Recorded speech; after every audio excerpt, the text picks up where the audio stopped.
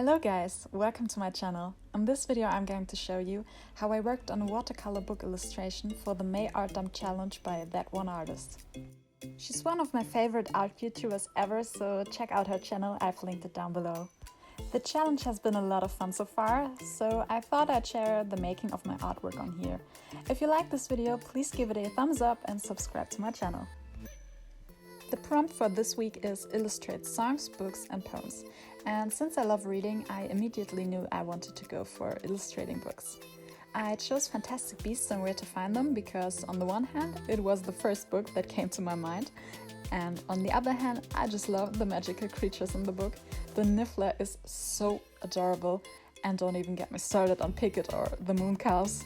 In addition to that, the original cover of the book is only golden letters, ornaments and some creature silhouettes on blue background, so I thought it would be cool to add some more of the actual creatures to it.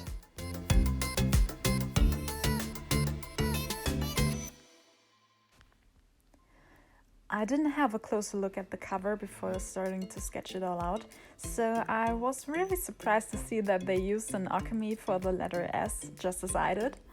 At least I think it is an occamy. I can actually think of another creature this silhouette would fit. However, they used it in beasts and not fantastic. I really thought that this was a super unique idea no one else would ever have. Well, nope. But I have no recollection of ever realizing it's an occamy and not only a pretty fuzzy letter. I should have paid a little more attention here.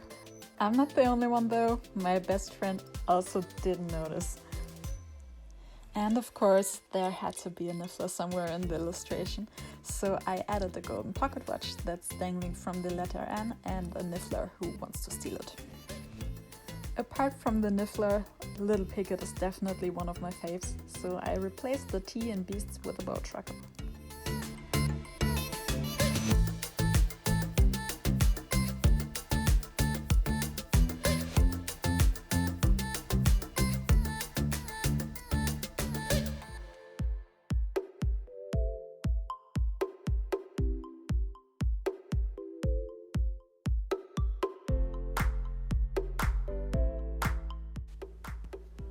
I also added a Cornish pixie that's dragging the sea away from the rest, because I had to think of the scene where the pixies dragged Neville Longbottom all the way up to the chandelier in Harry Potter and the Chamber of Secrets.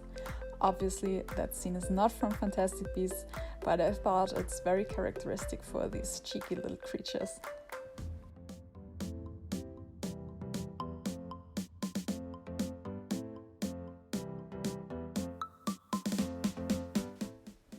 I also wanted to include the demiguise.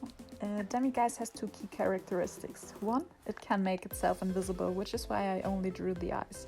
And two, it can predict the future, and when it does, its eyes turn blue.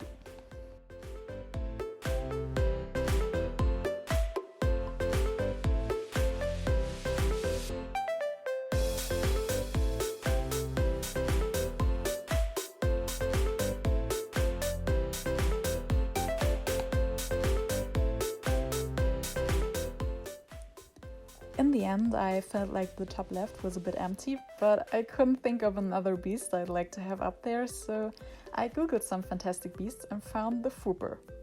Fwooper? Did I pronounce that right? I don't know. This is, according to harrypotter.fandom.com, a magical African bird with brightly colored feathers.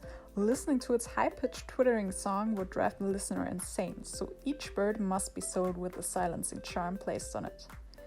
The charm had to be reinforced monthly, and a license was required to own one of the birds. Sounds absolutely safe to me, 10 out of 10 recommend as a pet.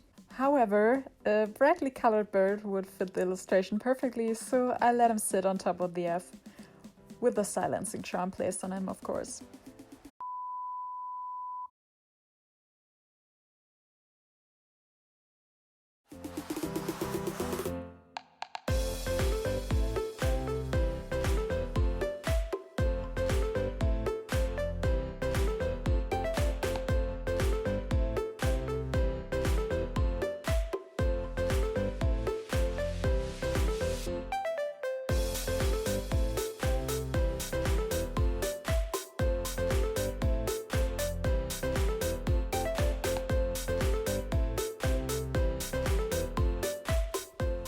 Now comes my favorite part, the coloring.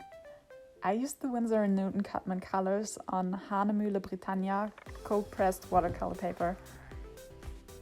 I wanted the background to look like old parchment, so I painted it with a light layer of raw sienna and painted the beasts according to the colors that were used in the movies.